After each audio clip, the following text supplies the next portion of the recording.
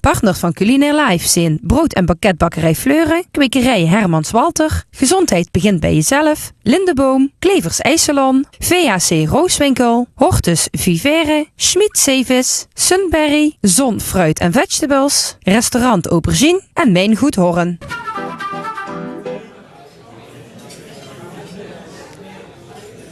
Inmiddels zijn we aangekomen bij het vuurgerecht. En bij me gaan tof natuurlijk Paul Pollux die weer iets prachtigs bereid heeft. Maar ook Tjeerd Peters van Hortus Vivere. En Paul, wat heeft ze gemaakt voor de mensen? Nou, we zijn voor te beginnen zijn we eigenlijk 2 keer bij hem gaan kijken. Hè. We zitten in Maasbree. Dus we willen wel eens even kijken hoe het allemaal groeit en hoe het allemaal werkt. Hè. Dat is echt super grappig. We hebben... Want even voor de duidelijkheid. Hij is alleen maar bezig met, bedoel ik dus Tjeerd is alleen maar bezig met vergeten groenten, wie je het zelf omschreef. Ja. En daarom is ze ook gewoon kijken door. Omdat het, Ja, en dat is natuurlijk heel erg leuk om te kijken van wat duist je dan? Ja. Wat is dan vergeten? En hij is dan bijvoorbeeld de radijs. Hij is dan echt de radijs zoals we het eigenlijk allemaal kennen. Ja. Maar hij heeft bijvoorbeeld ook hele lange radijs, een beetje wortelachtig zeg maar. Ja. En heel veel soorten, paarse, witte, van alle andere soortjes. En natuurlijk alleen een bordje, alleen radijs is natuurlijk een beetje, denk je, ja, was het natuurlijk ook. Er zijn een klein stukje haring bij gedaan tot de afgelopen vrijdag de hiering is begonnen. En een beetje olijf hebben we gedroogd. Een beetje, dit is gedroogde olijf, die dingen. Ja, een beetje de smaak een beetje te versterken. En toch een beetje haringkuit, een beetje zilt, een beetje zouter. Dus dat is toch een beetje verschillende smaken en de gerechtjes. Ja. Het is heel verrassend gerecht, geloof ik al, hè? Ja, dus het is wel heel anders. Maar dus, dan denk je, wat moet ik met radijs maken? En dan komt er van alles voorbij. En denk zo, net hiering, doe iets met hiering en zo. Dan groeit het dan een beetje. Ja, oké. Ja, Tjeerd, dan kom ik bij dit goed. Die was 25 jaar en die was bezig met vergeten groenten. Ja. Ik denk in een jongen van 25 jaar, die moet toch ieder weekend op de bar van de discotheek willen stonden en niet aan vergeten groenten willen denken. Wie is dat zo gekomen? Ik opgegroeid op een agrarisch bedrijf, melkveehouderij thuis. En jarenlang bij tuinders in de glastuinbouw gewerkt, studie dan nog gedaan. Tuinakkerbouw gestudeerd en vervolgens has gedaan, ja. En vervolgens wil ze verder gewoon benurkens gaan werken, maar toch al links en rechts gaat erbij gaan doen van een beetje voor mezelf goed proberen met nieuwe producten. Ja. Dan ben ik naar de handel gegaan. En uiteindelijk in de handelaar die vroeg van kent ze mij niet, gaat Georgia en gele bieten telen. En daarmee is het eigenlijk beginnen rollen. Ja. En vorig jaar heb ik de knoop doorgehakt, ben voor mezelf begonnen. Nou, iets meer dan een jaar bezig. De hoofddeeltje in de bietjes. En nou langzaam wat radiezen erbij geprobeerd vorig jaar, rammenassen, rode spruitjes. Rode spruitjes, ja. Waarom ik toch weer voorstellen? Hetzelfde als een gewone sproet die iedereen kent. Juist, we kennen alle groentes wel die er in de winkels liggen, maar het is maar zo'n beperkt pakket van wat er uiteindelijk is. Door de jaren heen zien bepaalde groentes gewoon in vergetenheid geraakt omdat ze te weinig opbrengen per hectare. Is dat puur ermee te maken van het brengt te weinig op per hectare, dus weg, want een ander product is makkelijker? Ja, en kennen ze beter zijn ze beter resistent tegen insecten of minder problemen met ziektes. Noem maar op. Is dat als ik even van Paul toe, is het voor dich ook interessant om te zien dat er dus zo'n bedrijf is die dus zo'n vergeten producten, wie we het noemen, verkoopt. Om door weer interessante dingen mee te proberen? Ja, voor ons is het super leuk, want wij zijn natuurlijk heel erg. We proberen echt te focussen op nieuwe dingen, trends, met bloemetjes, met knopjes, met bijvoorbeeld, wat ik net zei over bij de Chef Revolution waren, had ook iemand dat radijs had laten doorgroeien, komt een bloemje aan, dus dat scheidt dan totaal niet om de radijs, komt een bloemje aan, de bloempjes die liggen hier trouwens ook bij, die hebben we ook voor te proeven. En door dat bloemje komt er weer een soort buurtje komt er eigenlijk aan. Een heel mini-achtig pultje, zeg maar. En als er een biet is het heel fris, heel waterig. Ja, dat smaakt heel lekker. Ja. Dus zo ga je met de bloemetjes en met die dingetjes. En van dat soort krijg je eigenlijk verder. Dan ga je totaal eigenlijk de beelst om de radijs. Ja. En dat zijn juist hele leuke dingen voor ons. Want daar kunnen ze weer mee experimenteren en verrassend mee zien natuurlijk. Ja, dat is hetzelfde bijvoorbeeld als je komkommertjes is. Dus, als die komkommer gaat groeien, is in heel klein, zit er zo'n bloemetje aan. Ja. Dat is natuurlijk mega leuk voor een kok voor dat bord te leggen en er iets mee te doen. Ja. Maar voor de kweker denk ik natuurlijk, wat moet ik ermee? Ja. Dus, en goed, dit geloof heel erg ook in de corrigerende werking van de natuur.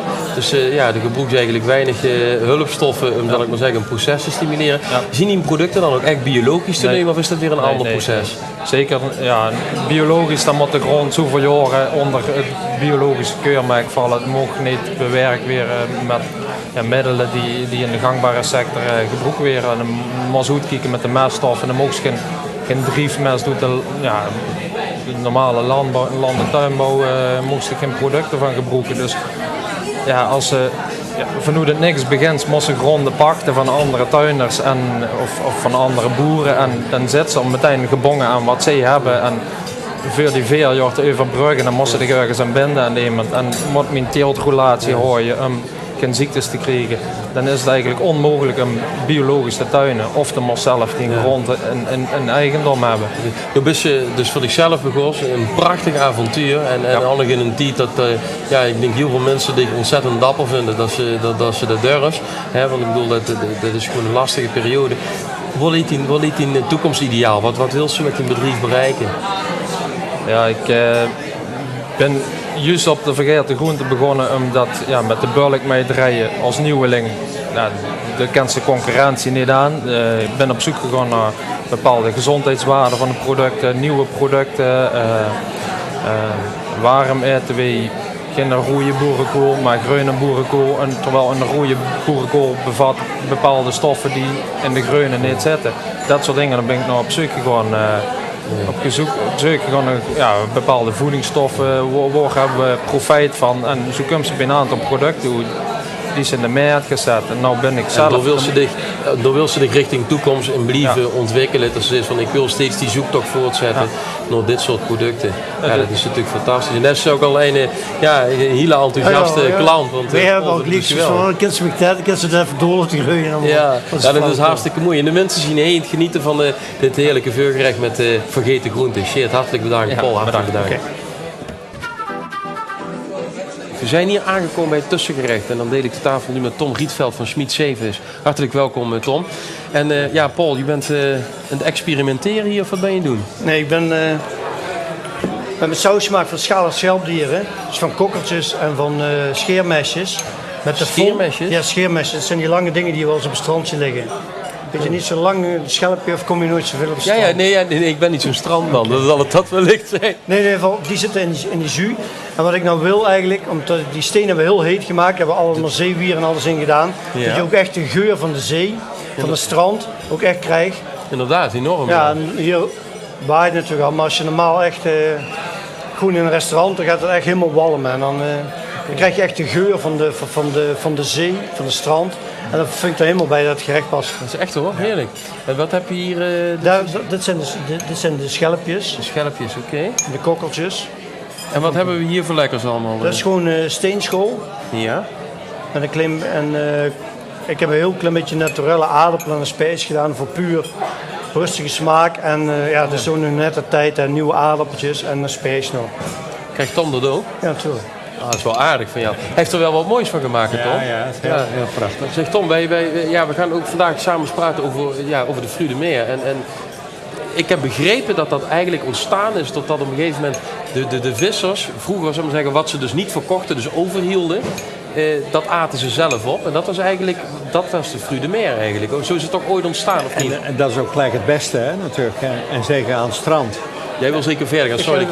Oké, super. Dankjewel, Paul. Ja. Aan het strand is is natuurlijk alles met zee en met strand te maken. En bij dit soort schelpen denk je ook gelijk aan de Middellandse Zee, ondergaande zon, terrasje. En dan zie je mannen met grote schalen binnenkomen, waar het hele assortiment op zit. Ja, dat is daar echt een feestje. Is er voor Fruit de Meer nu een vaste samenstelling dat je zegt van dit moet daarin zitten? Of is het echt gewoon een willekeur van producten? Nee, je gaat natuurlijk wel uit van de bekende soorten met de krab en de kreeft en de oesters. En dan komen de vongelen en de kokkels. En als je ziet hier wat een assortiment. En dat is nog maar wat er aan schelpen is. Ja, dat is enorm. Ja, en hier, ik ga een klein hapje proeven. Ja. Even kijken wat... En als de mensen het nieuwe nummer van Navenant lezen, daar staat een heel verhaal in over als verrassingsgerecht. Maar ja, dat is heerlijk wat ik proef. Maar Paul, hoe weet ik nu, Tom, hoe weet ik nu dat ik een goede fruit de mer heb? Want ik bedoel, ik kom ze natuurlijk in alle gradaties tegen, in alle soorten horeca. In het retailkanaal vind je de fruit de mer. Wanneer weet ik zeker van daar koop ik een goede fruit de mer? Ja, ik denk al, je moet hem vers hebben natuurlijk, dat is belangrijk. Maar dat merk je vanzelf wel, je ruikt het ook dat het vers is. Ook als het niet vers is. Ja. Het zit natuurlijk in de versheid, maar het zit ook denk ik ook wel in de inhoudelijkheid van het product, of niet? De ene is wel, en de bereiding, hè. De ene kan soms taai worden als je het te lang bereidt of te lang laat koken of wat dan ook. Dus hier is het natuurlijk helemaal in goede handen in zo'n restaurant. Maar privé is het ook heel makkelijk te doen. Even wat te wokken, kokkels of vongelen. Even te wokken met wat olie en wat knoflook.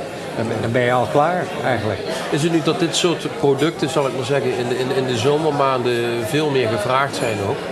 Ja, de zomer, zodra het zomer is... Dan hebben de mensen er zin in. Want in principe is het alle dagen van het jaar te krijgen? Ja, het is heel het jaar door. Zijn er schelpen dan?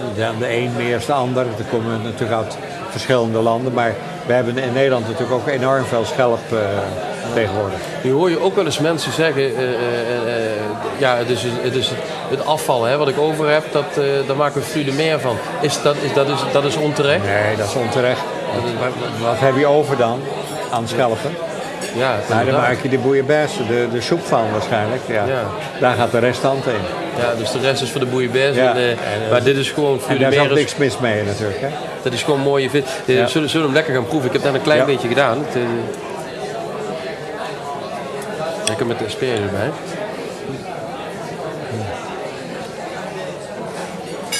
En dit is natuurlijk ook met die zee weer ook een beleving, hè, om die geuren.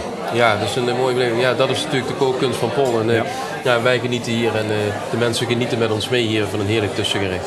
La vita sa è fantasia, fai come vuoi ma tutto in proporzione, goditi in pieno quello che ti dà, ma mai saziarsi, mai fermarsi, la vita sai non stanca mai, mangiare amore è tutto un'emozione, ringrazia Paco per quello. Inmiddels zijn we aangekomen bij het hoofdgerecht. Je staat een prachtig gerecht. Veel meer. Paul, wat heeft ze gemaakt voor de mensen? Nou, we hebben... Even kijken. Het is nou de tijd van de reebok. De tijd van ree? Ja, dus mensen denken altijd dat kind gaan, hè? Want ze denken zeggen winter. Ja, winter, wild. Ja, reebok, die hebben we nou echt nauw geschoten. Okay. En daarom hebben we er ook nauw voor gekozen. Verder hebben we een beetje... Is er verschil tussen deze twee soorten? Nee, dit is van de bout.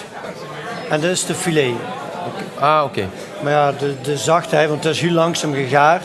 Dus de bout, die bereiden we zo op zo'n bepaalde gaarheid en zo'n lege temperatuur dat het bijna als filet smaakt. Het wordt super zacht. En hij is super zacht als filet? Ja, filet is altijd, dat is het fijnste van het ding, maar dat is ook 3 keer zo duur. Is dat het prijsverschil 3 keer zo duur? Enorm, ja. Ongelooflijk, hè? Ja, filet, maar filet is toch maar een heel klein stukje.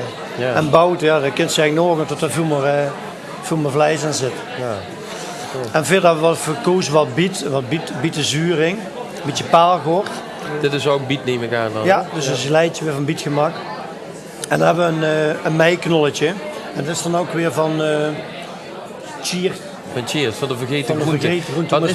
Wat is een meiknolletje? Is dat een soort van aardappel? Nou, dat is echt een raapje, zeg maar. Een knolletje. Een soort radijs, eigenlijk zoals u het doet. Maar het heeft echt de smaak van een beetje koolrabi, zeg maar. Ik probeer het, moet ik toch even, hè? Want tuurlijk. En gewoon eenvoudig een beetje... Jij dat noemt de combinaties is van de... Nou, ik denk dat past heel mooi bij ree, vind ik. Een zachte smaak, klein beetje... Een hele aparte smaak, ja. Klein beetje... Heel klein beetje pittig is, een nul smaak. Ja. En dan is er nog zo'n kerst erbij, zeg maar, voor een klein beetje dat zoetje dan nog. Maar echt maar minimaal. Ja, en dit is een... Beetje paalgort. Wat zei ze nu? Wat is dat? Parelgort. Parelgort, oké. En wat wil ik ook eens proeven? Het is gewoon een graan, zeg maar. Ja, een graan, ja. Erg lekker. Erg lekker. Maak ze zoiets koren, parel? Is Dat kun je eigenlijk gewoon in heet water met het... Dus dan heb je rieskoren. Ja, eigenlijk een beetje meer als risotto, zeg maar. Dan laat ze een beetje zo opkomen. Ja. Dan mag ze lekker op smaak. Wat er heel erg lekker bij is er een heel klein beetje kruidenboter als het is. Ja. Heel klein beetje kruidenboter door. Dus dan krijgt het heel veel smaak, een beetje knoefelig, een beetje kruidig. Het is heel simpel en eigenlijk ook heel makkelijk te bereiden. Alleen de meeste mensen kennen het niet. Maar het is echt heel eenvoudig. Nou, het is een prachtig gerecht, het ziet er heerlijk uit. En ik denk dat de mensen hebben gewoon geneten van wat je gemaakt is. Toch?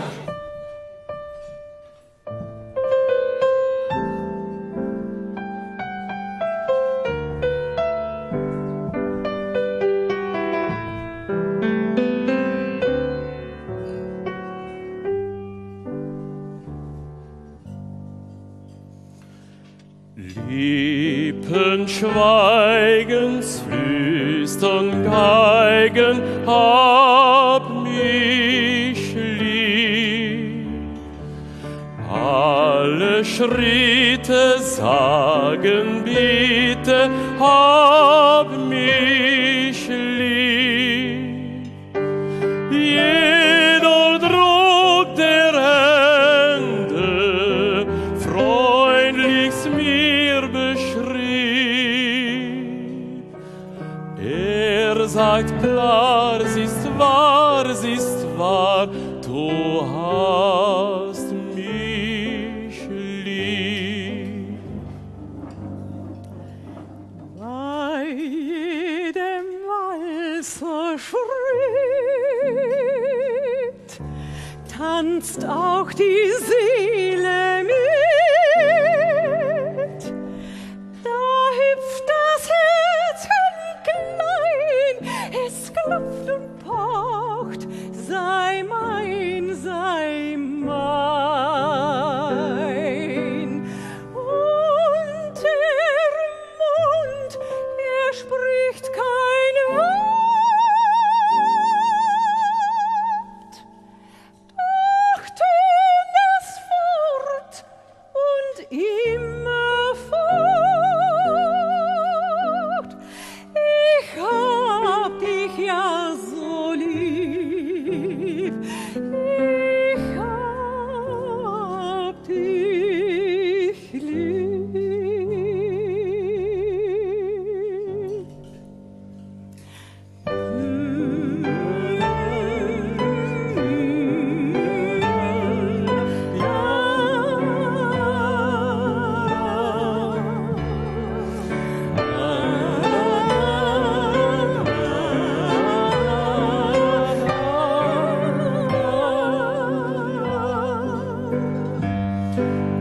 Jeder Druck der Hände, freudig mir's beschrieb.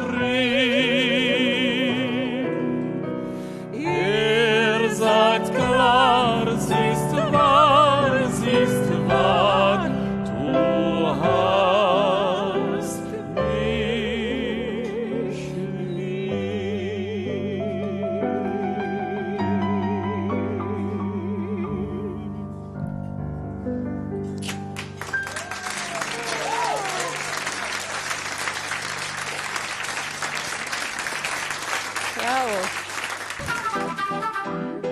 Partners van Culinair Live zijn brood- en banketbakkerij Fleuren, kwekerij Hermans Walter, gezondheid begint bij jezelf, Lindeboom, Klevers IJssalon, VAC Rooswinkel, Hortus Vivere, Schmid Zeevis, Sunberry, Zon Fruit en Vegetables, restaurant Aubergine en Mijn Goed Horren.